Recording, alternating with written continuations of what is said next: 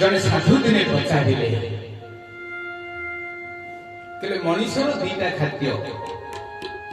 गोटे शरीर पाई आ गोटे आत्मा पाई आमे बंचिवा पाई शरीर खाद्य ग्रहण करे भात रुटी फल इत्यादि मनीष बंचिवा पाई खाद्य दरकार मनीष को जे बंचै के रखिछि ता ना होछि आत्मा आत्मा को आत्मा जोठु आसीछि सेले परमात्मा तफात होछि तीनोटी पर्याय परमात्मा आत्मा जीव जीवटा को शिव करे आत्मा आत्मा उड़ी गले जीवटा हेते सब आम ना जहा आम नाटा भी आत्माटा चली गले आम नाटा बदली जीव तुम ना कौन मो ना गोविंद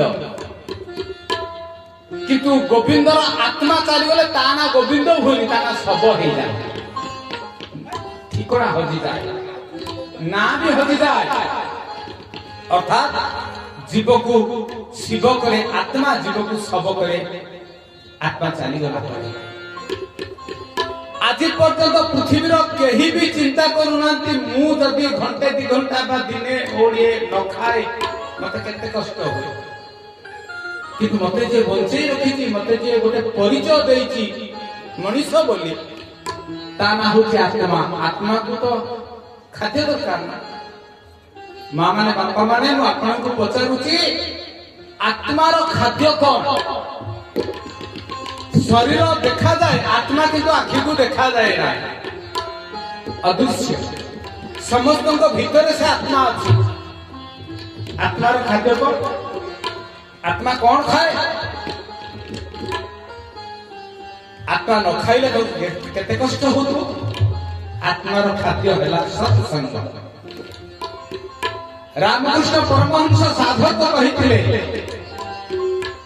आत्मार खाद्य होची सत्संग साधु संग आपण एठी साधु संग सत्संग करूछथि जो घंटे 2 घंटा सत्संग करूछथि नाम कीर्तन करूछथि सद्ग्रंथ अध्ययन करूछथि सद्ग्रंथ अध्ययन सत्संग नाम कीर्तन होची आत्मार खाद्य से खाद्य देखा जाएनी से निजे जेमिति खाद्यटा समिति सत्संग देखा जाएनी नामर महात्म्य को देखा जाएनी तेणु अदृश्य आत्मा यही अदृश्य खाद्य को खाए जे सारा जीवन निज देह को खाइया को देइछि आत्मा को खाइया को देइनी माने सत्संग करिनी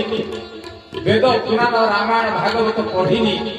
साधु संग करिनी नाम कुंडले उच्चारण करिनी से आत्मा को उपास रखिछि आत्मा को निराश करिछि तार गति कोठी आपण सहज रे आत्मार अभिशाप ताकि करे।